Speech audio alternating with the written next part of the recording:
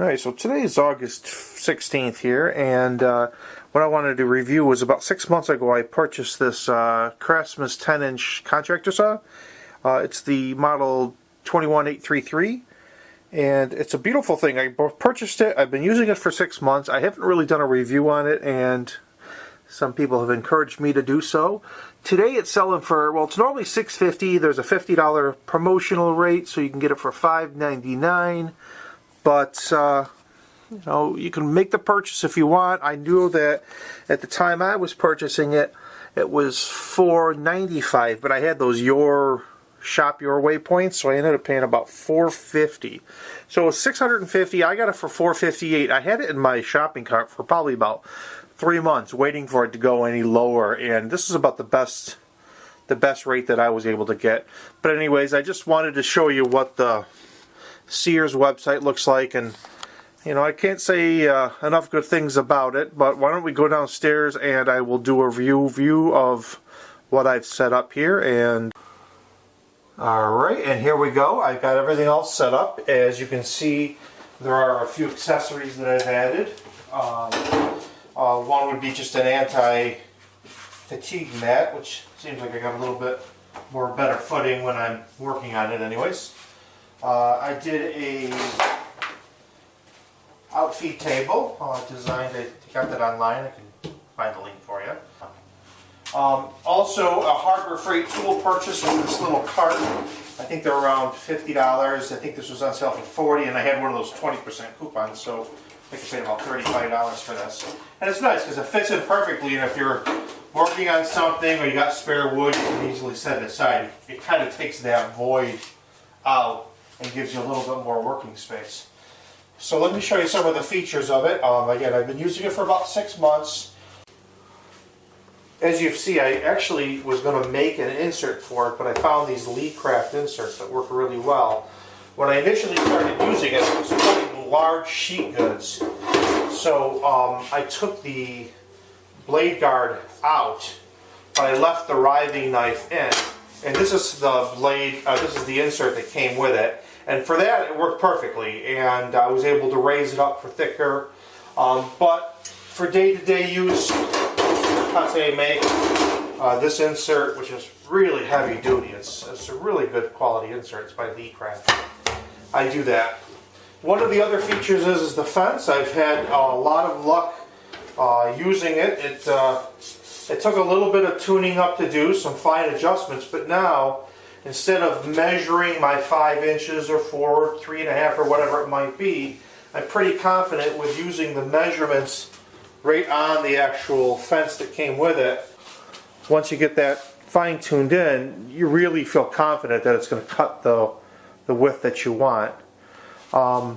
You see, I've also have this major scratch down the middle. Well, my second sheet good I ran through it had a screw sticking in it, which I didn't even notice. So it's been like that, but to be honest, it doesn't really make much of a difference. It's more aesthetic. So when I'm not using it, I just put my fence over it. It's very stable. It doesn't shake. You have less apprehension using it because it's accurate. It's very quiet. I really can't say enough good things about it. For the price I paid and how much work I've done with it so far, it's been phenomenal. Okay, so say you were doing a dado cut and you wanted to lower the riving knife. Generally, I always use it, but on a dado you can't. There's two parts. There's a screw that has to be unscrewed and a tab you have to push in. And what I find easier is actually to put a block in there, and you can loosen it that way, push it in, and then you can kind of slide this up or down. I'm going to leave it up right now. And when you're done and you want to secure it again, you just kind of give it a couple taps. It's all ready to go, and then you can put in your dado insert. Now see, I have put in one of those Diablo blades. It's a thin kerf, I think 62th per inch. I have really enjoyed using it, and it's been a positive experience all around. Okay, while I'm doing a demo cut here, I'm going to tell you that setting it up was a pain in the... So it took a while. I just spent you know, maybe a half an hour at a time working on it, it would have been a lot easier with 2 people. Let's just say 2 people building it would have been a heck of a lot easier. As I turn it on, I think it's very quiet for me compared to that saw I used to have.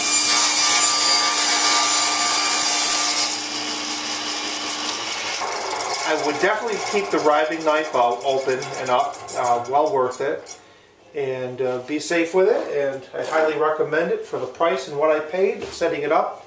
It was wonderful. When I am ready to clean it once a week, what I do is I grab a can of WD-40, a shop rag,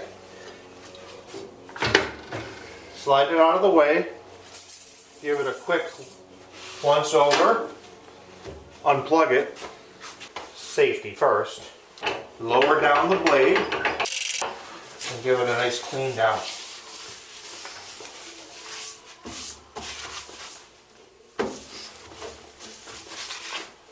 And I do this once a week. I think it helps in case you get any tar buildup or any stickiness to it. It just keeps it very smooth and very slick.